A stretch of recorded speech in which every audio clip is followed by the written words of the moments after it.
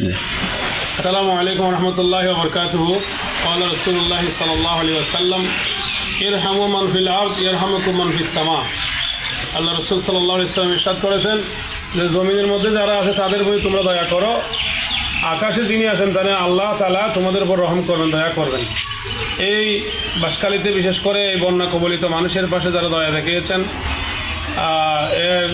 মানুষের পাশে আমাদের বিশেষ করে অত্র এলাকার হায়দ্রিপাড়া এলাকাবাসীর প্রতিনিয়ত ওনাদের খাদ্য বিভিন্ন সামগ্রী, ভালোবাসা উপহার সামগ্রী তাদের কাছে প্রেরণ করেছেন। আলহামদুলিল্লাহ বন্যার পানি প্রায় চলে গেছে। এখন বিশেষ করে ঘরবাড়ি ভঙ্গুর অবস্থা, অনেকে আছে একদম থাকার মতো পরিবেশ নেই, অনেক আছে এরকম।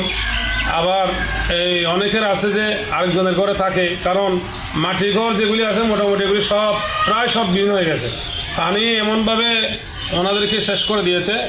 এখন আমাদের দরকার এই যারা পানিবন্দির ভিতরে ছিলেন, ঘর ভেঙে গেছে, তাদেরকে একটু পুনর্বাসনের জন্য টিন দিয়া আর ইট দিয়া তাদের বিভিন্নভাবে ঘরটা সুন্দর করে সাজাবার জন্য পুনর্বাসনের ধনাঢ্য ব্যক্তিদের প্রতি উদাত্ত আহ্বান জানাচ্ছি। এখন আমরা আজকেও ধারাবাহিকভাবে আমরা ইনশাআল্লাহ বের হচ্ছি।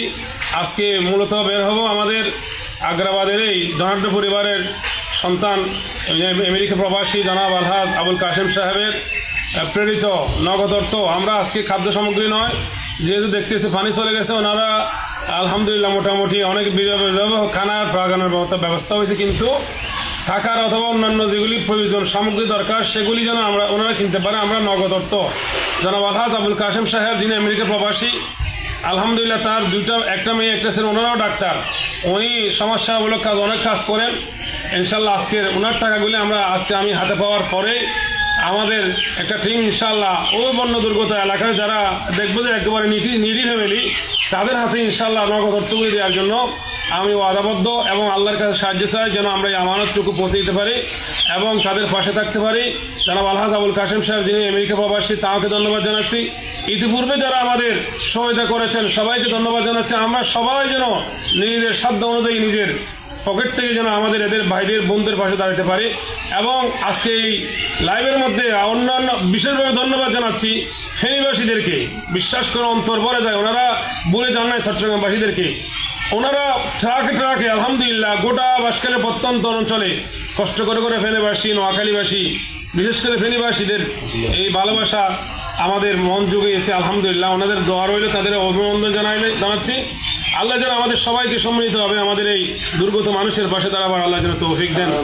আসসালামু আলাইকুম রহমতুল্লাহ। আমাদের অত্র মসজিদের সম্মানিত খতিব ইমাম সাহেব আছেন, অন্য মসজিদে উনিও খতিব ইমাম সাহেব, উনি ইমাম সাহেব এবং হাফেজুল কোরআন, এখানে প্রায় হাফেজুল কোরআন এবং উনি ব্যাংকার, আমার ভাই প্রবাসী, সবাই কিন্তু সম্মিলিত আমাদের আছে ইনশাআল্লাহ তাআলা।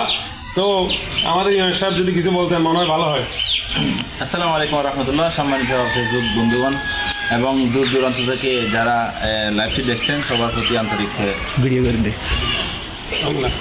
সবার প্রতি আন্তরিক ধন্যবাদ জানাই।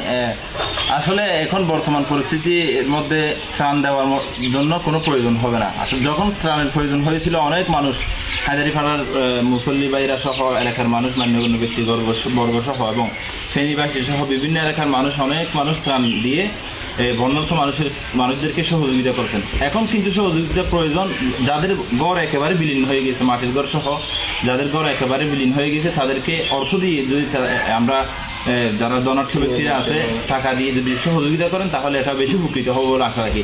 খাস করে আমাদের এই হাজি আবুল কাশেম সাহেব আমেরিকা প্রবাসী, উনি অনেক বড় অর্থ দিয়েছে। এটা এখন আমাদের টিম তাদের যাদের ঘর ভেঙে গিয়েছে, পানির মধ্যে বিলীন হয়ে গেছে, তাদের কাছে পৌঁছিয়ে দেবে এবং আরও অন্যান্য যারা দিবেন অথবা সামনে দিবেন তাদের বলেও ইনশাল্লাহ আমরা ঠিক থেমে মানুষের ধারে ধারে ইনশাল্লাহ পৌঁছিয়ে দেবো। ধন্যবাদ সবাইকে। আসসালামু আলাইকুম।